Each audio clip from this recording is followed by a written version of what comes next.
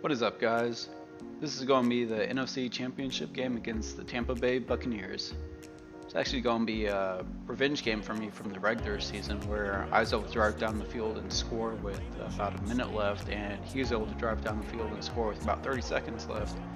And I just couldn't manage to get back into field goal range in time, so I lost that game.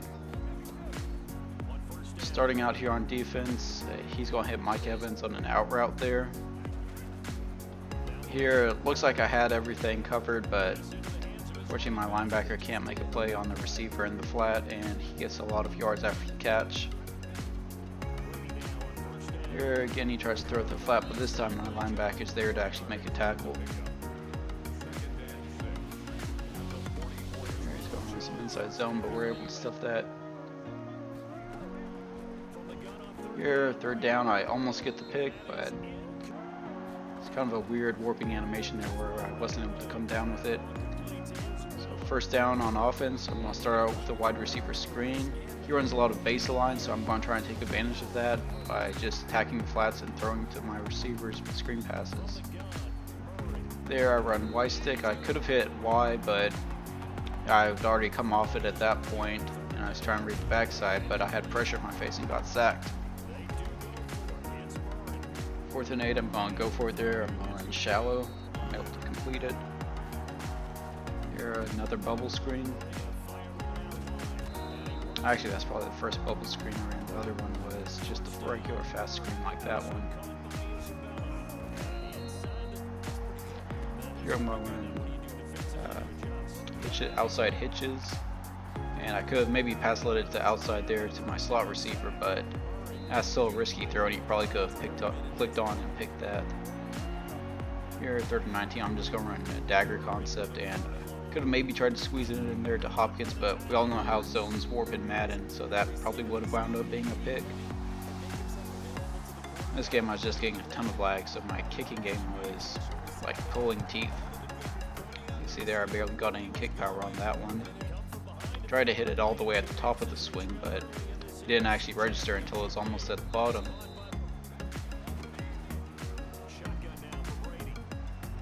See, Byron Murphy, even though he's playing an outside quarter there, he can't actually cover an out route. And an outside quarter should be playing with outside leverage, so he should have a bit of better position to be able to defend an out route versus an in-breaking route.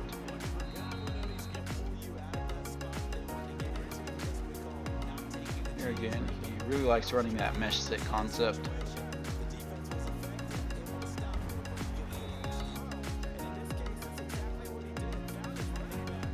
He's going to run 0-1 trap and gets off a pretty good run with his halfback.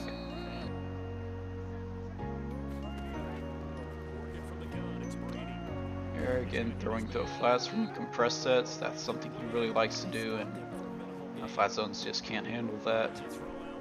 See, it happens again there, and he gets a touchdown off of that one.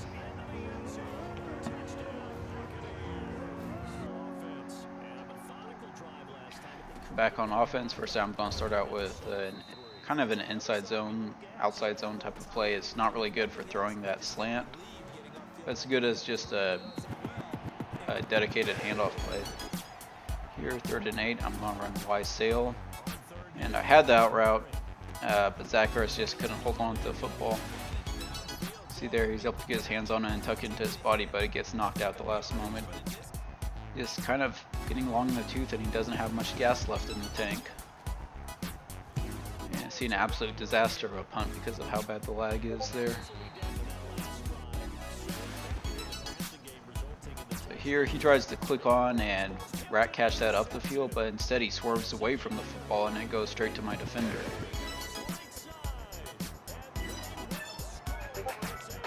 We get a lucky pick 6, and we're back on top now. Actually, we're on top for the first. No, we scored first, so we're back on top.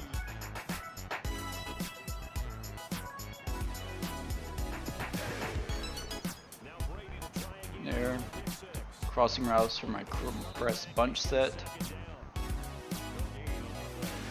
More bunch. Yeah, he's going motion guy. Actually, that's his design motion there. A lot of times you'll see people run bunch and they'll just motion people across the field to try and break zone coverages and man coverage. There he tries to run a play action 4 verticals concept, and my safety's there to prevent the receiver from getting it. 4th and 10.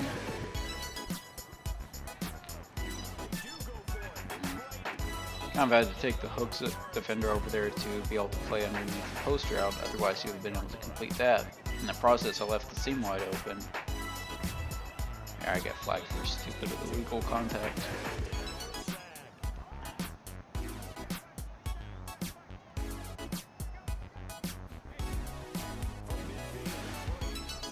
There, I get caught on the D lineman, but he just throws the flat and can't get anything after the catch. So I was fortunate there. There, the cord flat's got to impede the fade route. You can't just let him release free like that. There, I make a good open field tackle by a cornerback. There, he just runs a pro right and my safety can't break it up with Mike Evans there.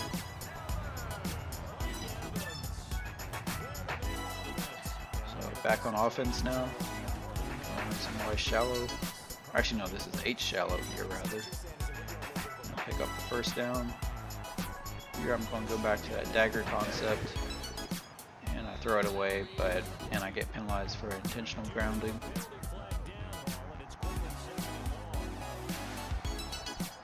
Here's 2nd and 20.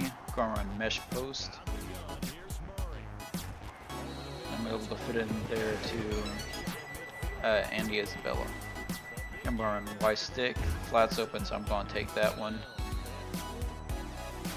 Here, come out in 4 verticals from trips.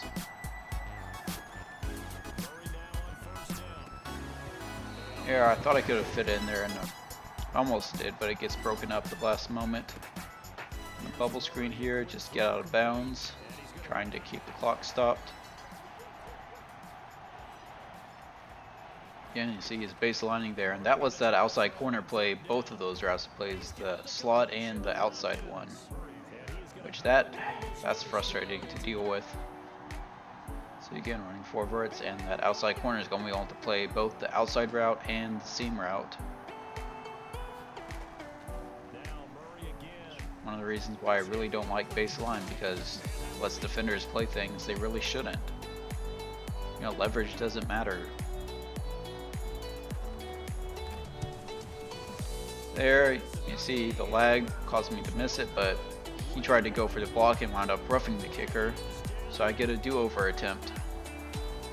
This time from much closer range. I'm able to hit it at the top of the swing, and I get the extra point, or I get the field goal rather, not the extra point.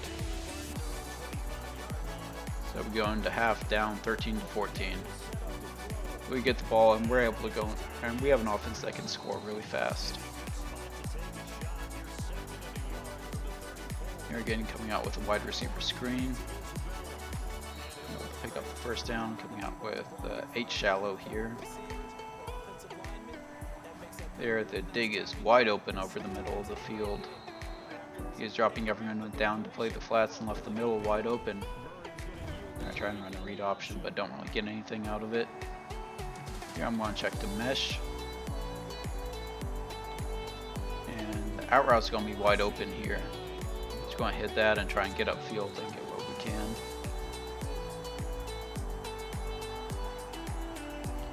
Here we're going to run mesh again. There, I should have possession caught that. It gets broken up. Here, just going to keep running mesh.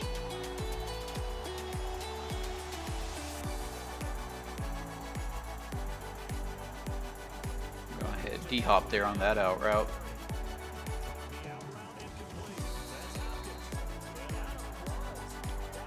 Here, 1st and goal.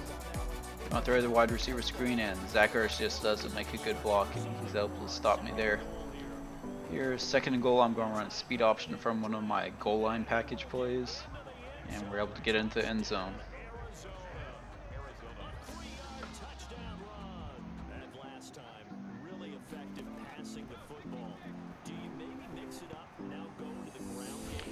There, he could have hit the left outside receiver and tried to fit in there with a rail shot, but he didn't want to take that, I guess.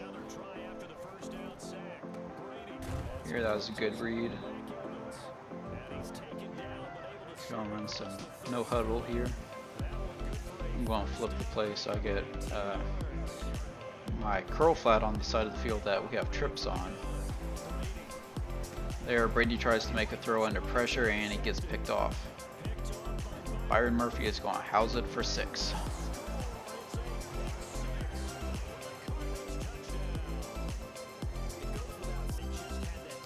Here, back on defense. There, he just throws a quick drag route. There, he's going to try and throw an out route again, and this time Byron Murphy is able to jump that. Got 2 picks in the 3rd quarter. And this is really where the momentum starts swinging my way. Here, I'm going to run a screen pass. Actually, that's an RPO there, but the screen was open, so that's why I took.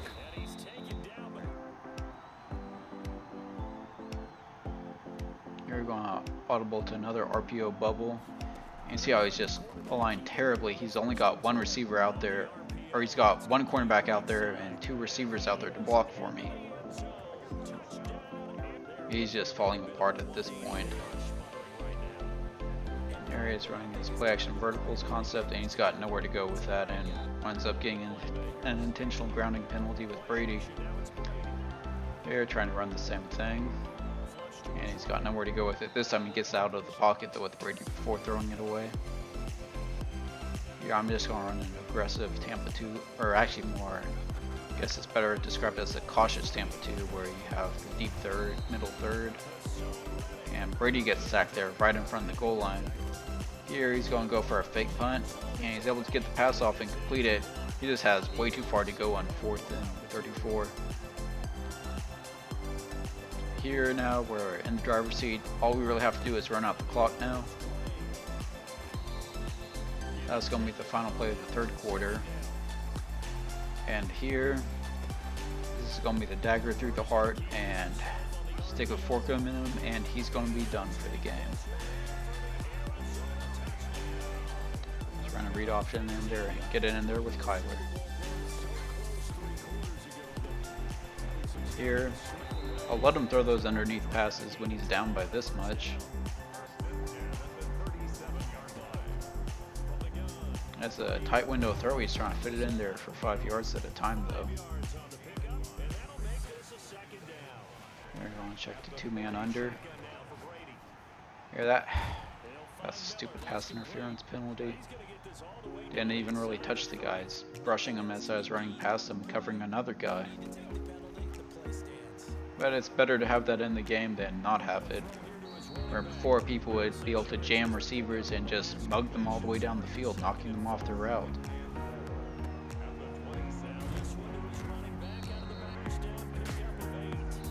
There he gets a false start from trying to audible too many times. Here throws another out route. Mike Evans is open there. There he's able to fit into a really tight window with Mike Evans. That's not a throw I would have attempted. Of course, I don't really run double slants either. This, in my opinion, is not that good of a play. Here he's going to come out with double slants again, and he's able to fit into Mike Evans. There he actually had a window to fit into. That first one was a really tight throw and not something I would have attempted. Here we're just going to try and keep the clock running. Don't do anything stupid, and don't try and force anything. Just call easy conservative plays and don't let the clock stop. Here we're going to run an outside zone play, and I thought I was going to house this for 6, but Sanders gets tripped up by one of the receivers.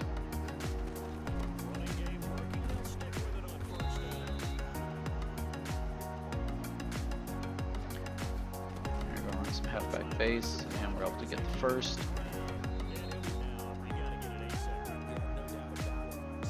Let's let the clock run. And I'm going to try to run counter there, but he's running a blitz, and I didn't have anywhere to go with that. So I'm going to come out here with a jet sweep, and he used his first time out there, trying to just stop the clock. Here, 3rd and 7. Gonna run Y corner.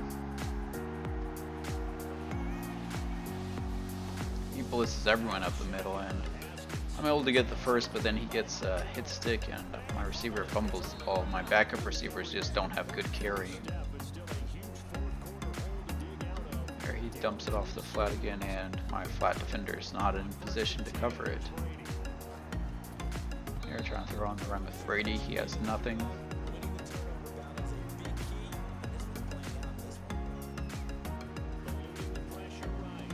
Mike Evans is able to come open late, and he's able to get out of bounds.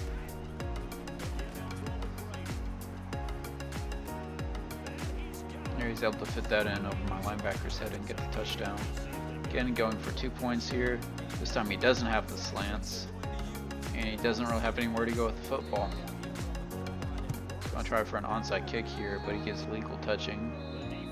Here I'm just going to kneel the ball out, and he's going to take his timeouts to keep the clock from moving. There's no need for me to be running plays on offense at this point. It's pretty much impossible for him to come back and win the game.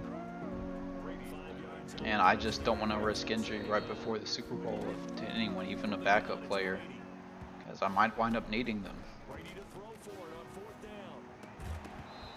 There, 4th and 5, he doesn't get it, and I'm finally able to kneel the ball out and run out the clock.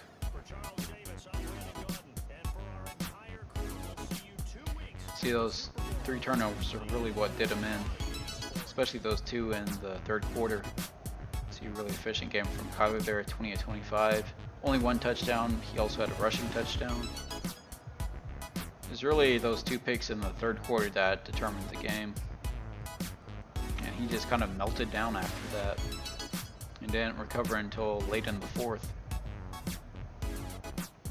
Yep, so on to the Super Bowl. Peace.